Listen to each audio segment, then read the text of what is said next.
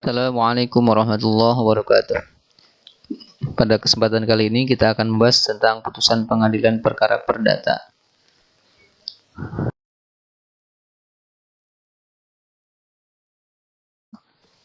Agenda terakhir daripada proses hasil daripada pemeriksaan dari proses pertama ya sampai dengan terakhir.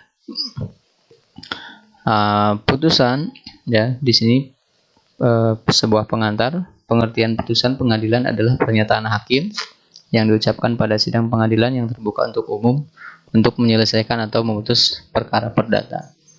Adapun Sudikno menyebutkan bahwa yang namanya putusan pengadilan adalah suatu pernyataan yang oleh hakim sebagai pejabat negara yang diberi wewenang untuk itu diucapkan di persidangan dan bertujuan untuk mengakhiri atau menyelesaikan suatu perkara atau sengketa antara para pihak. Kemudian pasal 25 ayat 2 Undang-Undang Nomor 4 Tahun 2004 yang sudah diperbaharui ya dengan Undang-Undang Nomor 48 Tahun 2009 bahwasanya setiap putusan pengadilan tertuang dalam bentuk tertulis yang harus ditandatangani oleh hakim ketua sidang dan hakim anggota yang ikut memeriksa dalam persidangan termasuk panitera pengganti yang ikut bersidang. Yang diucapkan dengan yang tertulis harus sama dan memberikan kepastian hukum bagi para pihak yang berperkara. Nah, ini bagaimana kalau seandainya yang diucapkan ternyata berbeda dengan yang ditulis. Nah, yang menjadi acuan menurut Sudikno itu adalah yang diucapkan. Karena putusan pengadilan itu awal mulanya adalah yang diucapkan. Lantas kemudian apa yang harus dilakukan? Kalau seandainya ada perbedaan antara yang diucapkan dengan yang tertulis. Nah, berikutnya adalah sang panitera atau panitera pengganti harus segera merevisi dan bisa jadi ya proses persidangannya dimulai lagi. Oke, yang berikutnya adalah pengantar. Masih melanjutkan. Ada SEMA Surat Edaran Mahkamah Agung Nomor 5 Tahun 59 tanggal 20 April 1959 dan Nomor 1 Tahun 1962 tanggal 7 Maret 1962 menginstruksikan kepada hakim agar waktu putusan pengadilan diucapkan konsepnya harus sudah disiapkan. Bahkan ini harus sudah selesai, harus sudah di-print sehingga yang dibacakan itu bukan hanya sebatas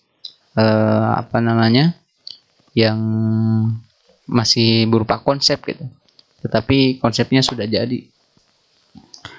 Termasuk dalam e-court juga ya, dalam persidangan elektronik, nah itu dibahas secara khusus ya.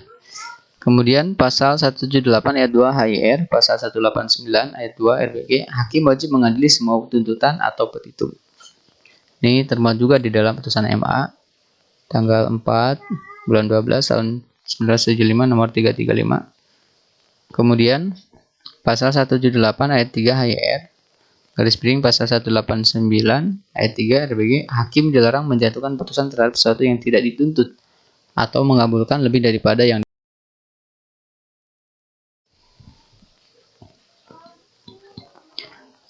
kalau kita lihat putusan tanggal 5 Juni 1975 nomor 803K garis miring SEP garis miring 1972 bahwasanya ini putusan MA ya Mahkamah Agung memberikan fatwa hukum bahwasanya di dalam mengadili suatu gugatan yang di dalamnya terkandung tuntutan subsidiar yang bermaksud minta supaya hakim mengadili menurut keadilan yang baik atau yang seadil-adilnya, hendaknya dilakukan sedemikian rupa sehingga di satu pihak tidak dilanggar ketentuan dalam pasal 178 ayat 2 dan ayat 3 HIR garis miring pasal 189 ayat 2 dan ayat 3 RBG, sedang di pihak lain tidak dirugikan pihak lawan dalam melakukan pembelaan. Kemudian putusan tanggal 12 Agustus 1972 Mahkamah Agung menyatakan petitum yang subsidiar atau putusan seadil-adilnya secara bagaimanapun menurut hukum dapat dikabulkan asal masih dalam kerangka yang serasi dengan petitum primer.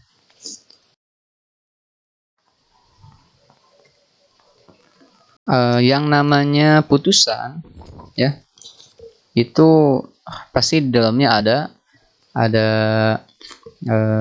kepastian hukum ya, memutus perkara yang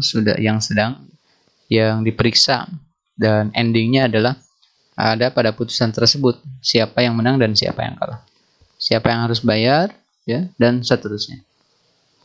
Oke, sehingga Sudikno menyebutkan langkah pertama di dalam pembahasan bukunya itu adalah tentang menemukan hukum. Jadi hakim harus terlebih dahulu mengetahui secara objektif duduk perkaranya. Karenanya di dalam alur persidangan, mulai persidangan pertama, ya, setelah para pihak hadir, berikutnya agendanya adalah mendamaikan kedua belah pihak. Setelah perdamaian itu tidak tercapai, berikutnya adalah pembacaan gugatan, kemudian dijawab, ada replik, ada duplik, ya, kemudian pembuktian dan seterusnya. Ini adalah salah satu rangkaian bagi hakim untuk mengetahui duduk perkara, ya, secara objektif. Sehingga bagi hakim dalam mengadili suatu perkara, terutama yang dipentingkan adalah fakta-fakta, ya, atau peristiwa hukumnya, dan bukan hukumnya itu sendiri. Begitu kata Sudikno. Peraturan hukum hanyalah sebuah instrumen atau alat untuk menegakkan sebuah keadilan, menegakkan hukum.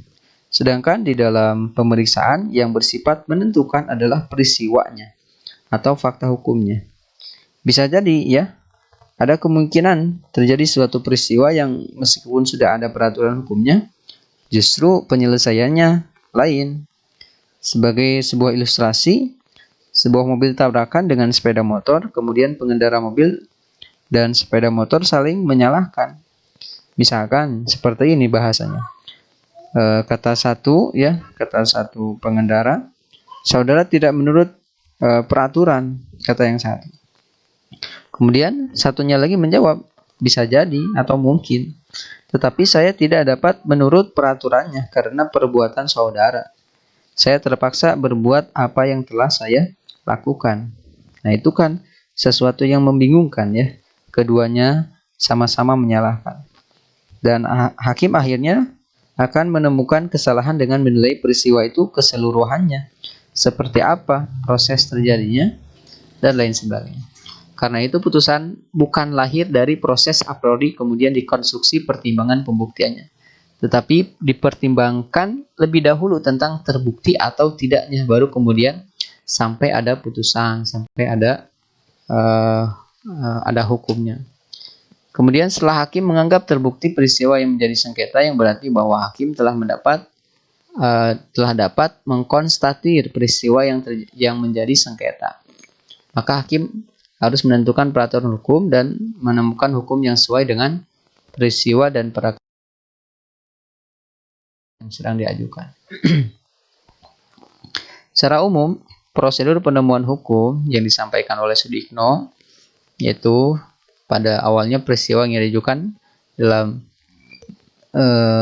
jawaban penggugat, ya, kemudian nanti dijawab oleh tergugat. Berikutnya nanti ada peristiwa konkret yang harus dibuktikan. Kemudian agenda berikutnya ada peristiwa konkret yang dikonstatir. Dan selanjutnya peristiwa konkret, ya, setelah melalui jawab-menjawab, ya. Kemudian ada pembuktian. Nah, di sini tinggal dilihat undang-undang seperti apa aturannya. Ketika undang-undang sudah ditemukan, kemudian baru berikutnya adalah peristiwa hukum dan penerapan undang-undang pada peristiwa hukum tersebut. Karena itu, setelah itu baru bisa menentukan putusan. Tidak bisa terbalik, ya. Oke.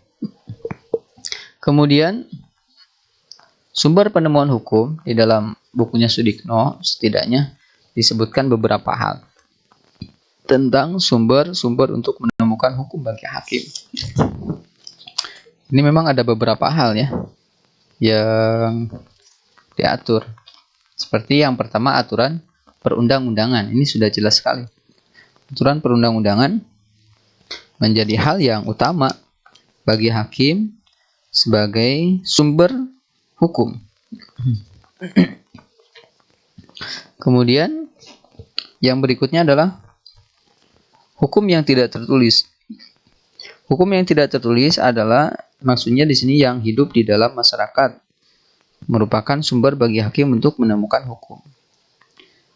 Sehingga hakim sebagai pendengar hukum dan keadilan wajib menggali, mengikuti, dan memahami nilai-nilai hukum yang hidup dalam masyarakat sebagaimana amanat pasal 5 ayat 1 Undang-Undang Nomor 48 tahun 2009. Dan hakim seyogyanya harus memahami kenyataan sosial yang hidup dalam masyarakat. Dan ia pun harus memberi keputusan berdasar atas kenyataan sosial yang hidup dalam masyarakat itu. Dalam hal ini, hakim dapat meminta keterangan dari para ahli, ya, kepada adat, ketua adat, dan seterusnya. Oleh karena itu, dengan prinsip yang kedua, hukum yang tidak tertulis ini, hakim dapat menentukan dan menetapkan putusan tersebut dengan setepat-tepatnya.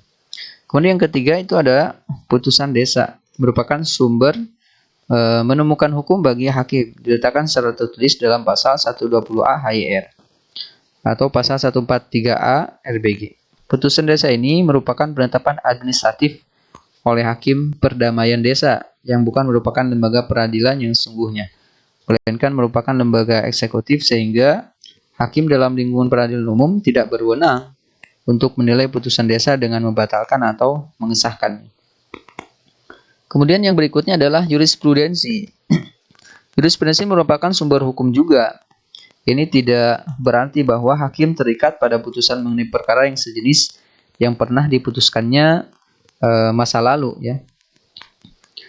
Suatu putusan itu hanyalah mengikat pada para pihak sebagaimana pasal 1917 BW. Lain halnya dengan di sementara negara yang menganut asas the binding force of precedent atau stare decisis, ya, yang putusan pengadilan tidak hanya mengikat para pihak tetapi juga hakim. Bagaimana dengan di Indonesia? Kalau di Indonesia pada asasnya tidak dikenal asas tersebut, sehingga yang namanya jurisprudensi itu menjadi salah satu sumber hukum. Kemudian yang terakhir adalah ilmu pengetahuan. Ilmu pengetahuan merupakan sumber pula untuk menemukan hukum. Kalau perundang-undangan tidak memberi jawaban dan tidak pula putusan pengadilan mengenai perkara sejenis yang akan diputuskan tersebut, maka hakim akan mencari jawabannya pada pendapat para sarjana hukum atau sarjana ahli, ya, sesuai dengan objek perkaranya. Oleh karena itu, ilmu pengetahuan itu objektif sifatnya. Kemudian mempunyai wibawa karena diikuti atau didukung oleh para pengikutnya. Sedangkan putusan hakim itu harus objektif dan berwibawa pula. Kemudian ilmu pengetahuan merupakan sumber untuk mendapatkan bahan guna mendukung atau mempertanggungjawabkan putusan hakim tersebut agar dia objektif dan berwibawa pula. Nah, itu. Kemudian berikutnya susunan isi putusan. Susunan isi putusan setidaknya mencakup 4 hal. Pertama, kepala putusan, kedua, identitas para pihak, 3, alasan-alasan, dan keempat, amar putusan. Yang pertama, kepala putusan di dalam pasal 2 ayat 1 Undang-Undang Nomor 48 tahun 2009 berbunyi bahwasanya kepala putusan itu demi keadilan berdasarkan ketuhanan yang Maha Esa. Kepala putusan memberikan kekuatan eksekutorial kepada putusan pengadilan. Kemudian semua putusan pengadilan di seluruh Indonesia harus diberi kepala di bagian atasnya, yaitu demi keadilan berdasarkan ketuhanan yang Maha Esa. Dengan bunyi tersebut sebagaimana pasal 224 HIR, 258 RBG, dan 440 RV. Berikutnya, identitas para pihak. Identitas para pihak itu pastinya mencakup pihak-pihak yang bersengketa, mulai dari pihak penggugat, kemudian tergugat, dan termasuk apabila ada pihak turut tergugat, maka dicantumkan juga di dalam putusan tersebut. Kemudian kuasa hukum juga disebutkan apabila ada. Kemudian yang jelas mencakup setidaknya beberapa hal. Pertama, nama, alamat, kemudian umur, dan lain-lain. Ini berkaitan dengan identitas para pengguna.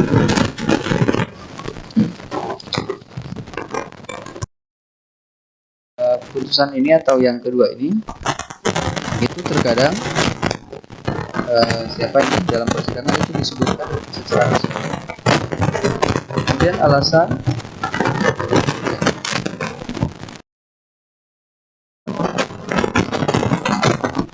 putusan pengadilan yang kurang cukup pertimbangannya merupakan alasan berdasar pada saksi dan putusan tersebut harus dibatalkan. Karena nomor 68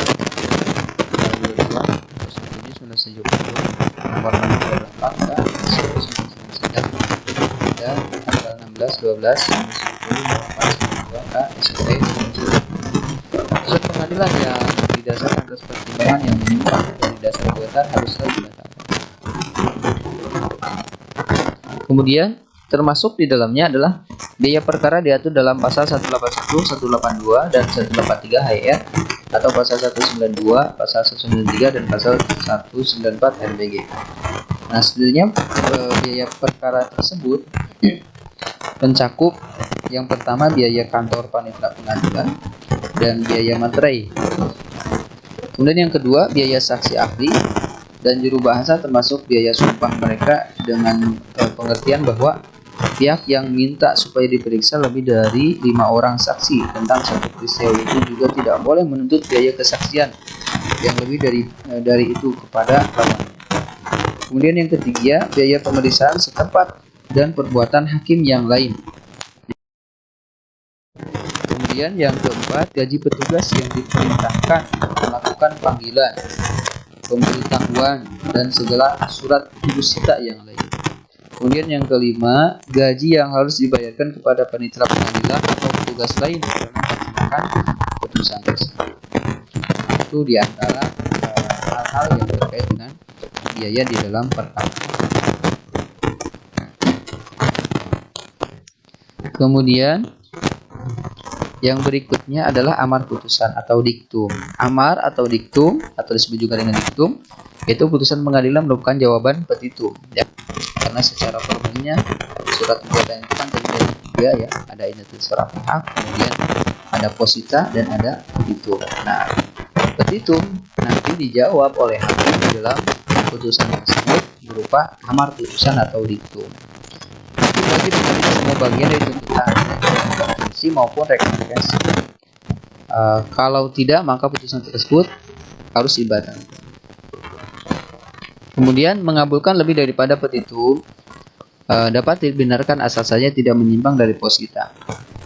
Nah, walaupun pada dasarnya ini yang namanya MA ya terjadi beberapa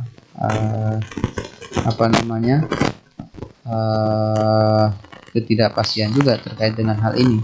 Yang sebelumnya pertama misalkan membolehkan, berikutnya tidak, dan tapi dalam hal ini mengabulkan lebih daripada petitum dapat dibenarkan asal saja tidak menyimpang dari posita.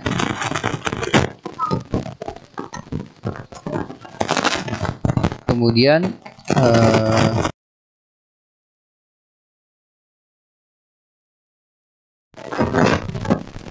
sebelum masuk ke macam-macam putusan, amar putusan atau diktum itu dibedakan menjadi apa yang disebut deklaratif dan apa yang disebut dengan diktum atau dispositif. Bagian yang disebut deklaratif merupakan penetapan dari hubungan hukum yang menjadi sengketa, sedangkan bagian disebut dispositif ialah yang memberi hukum atau hukumannya, seperti yang mengabulkan atau menolak gugatan. Kemudian tadi disebutkan bahwasanya putusan pengadilan harus tanda tangani oleh ketua, hakim anggota dan panitera. Sudah disebutkan pasal 184 ayat 3 HIR, 195 ayat 3 MBG, pasal 50 ayat 2 Undang-Undang Nomor 48 tahun 2009. Terkait dengan macam-macam putusan, ini ada 2 ya, ada putusan selah, ada putusan akhir. Bagaimana pasal 185 ayat 1 HR, pasal 196 ayat 1. Putusan sela yang dijatuhkan sebelum putusan akhir yang bertujuan untuk memungkinkan atau mempermudah kelanjutan pemeriksaan perkara. Salah satu tujuannya ya. Salah satu fungsinya. Kemudian pasal 185 ayat 1 HR, pasal 196 ayat 1 RPG, walaupun putusan sela tersebut juga diucapkan dalam persidangan namun tidak dibuat secara terpisah tetapi hanya ditulis dalam berita acara persidangan. Ini nanti silakan. Pasal 190 ayat 1 HR, pasal 221 ayat 1 menentukan bahwa putusan sela hanya dapat ditetapkan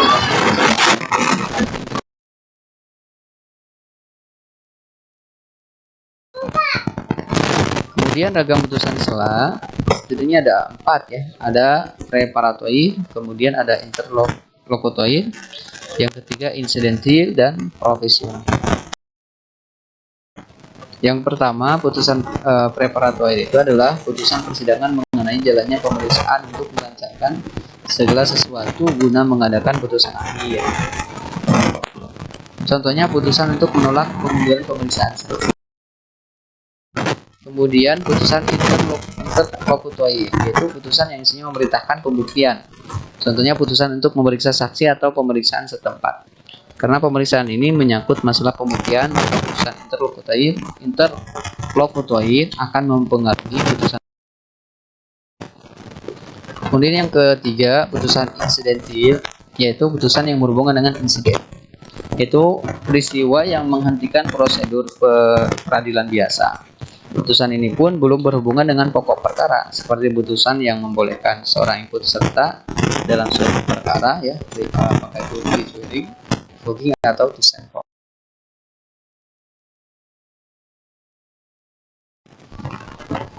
Kemudian yang terakhir adalah putusan provisional, itu putusan yang menjawab tuntutan provisi. Itu permintaan pihak yang berperkara agar diadakan tindakan pendahuluan guna kepentingan salah satu pihak sebelum putusan akhir dijatuhkan. Seperti apa contohnya? Dalam perkara perceraian, misalkan sebelum perkara pokok diputuskan, istri minta dibebaskan untuk tinggal bersama dengan suami. Dan provisional yang pokok perkaranya sudah miskin. Kemudian ada putusan akhir. Adalah putusan yang mengakhiri perkara perdata pada tingkat pemeriksaan tertentu. Perkara perdata diperiksa pada 3 tingkatan. Yang pertama, tingkat pertama, yaitu di pengadilan negeri. Kalau perkara agama, ya, perceraian, itu di pengadilan agama. Kemudian tingkatan kedua, yaitu disebut sebagai banding, itu diperiksa di pengadilan tinggi. Dan tingkat kasasi, yaitu diperiksa di mahkamah agung. Ragam putusan akhir setidaknya ada 3 ya. Yang pertama komplementer, yang kedua deklaratory, yang ketiga konstitutif. Ini berdasarkan sifat amarnya atau diktumnya. Yang pertama putusan condemnatory, yaitu adalah putusan yang bersifat menghukum pihak yang kalah untuk memenuhi prestasi. Dalam putusan jenis ini, hak perdata penggugat yang dituntutnya terhadap tergugat diakui kebenarannya oleh hakim. Amar putusannya biasanya berbunyi seperti ini: menghukum dan seterusnya. Itu condemnatory. Kemudian yang kedua, putusan konstitutif, adalah putusan yang menciptakan suatu keadaan hukum yang baru. Misalnya putusan yang membatalkan suatu perjanjian, menyatakan pailit, memutuskan suatu ikatan perkawinan, dan sebagainya. Amar putusannya biasanya berbunyi menyatakan dan seterusnya. Kemudian yang ketiga ada putusan deklaratory, adalah putusan yang menyatakan suatu keadaan sebagai suatu keadaan yang sah menurut hukum. Misalnya perjanjian antara penggugat dan tergugat menyatakan sah menurut hukum. Kemudian penggugat menyatakan sebagai ahli waris yang sah menurut hukum dan sebagainya. Biasanya putusannya atau amar putusannya berbunyi menyatakan jadi sah menurut hukum. Kekuatan putusan di sini ada 3, ada mengikat, ada pembuktian, dan ada eksekutorial. Kekuatan mengikat artinya putusan pengadilan maksudkan untuk menyelesaikan perkara dan menetapkan hak dan apa yang merupakan hukumnya. Putusan mengikat para pihak yang berperkara. Nah, kemudian putusan harus dihormati dan diterima dengan tidak melakukan tindakan yang bertentangan dengan.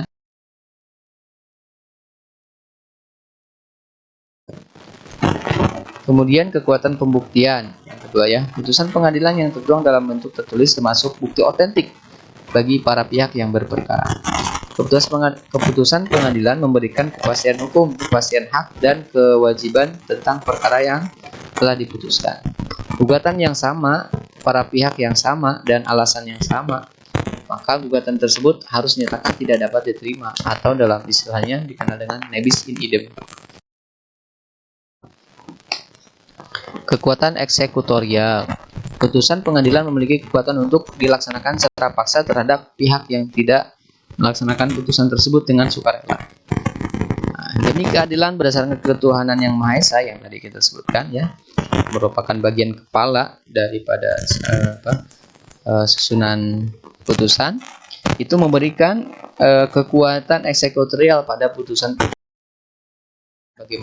sebagaimana Undang-Undang Nomor 48 Tahun 2009 sudah mengatur hal tersebut.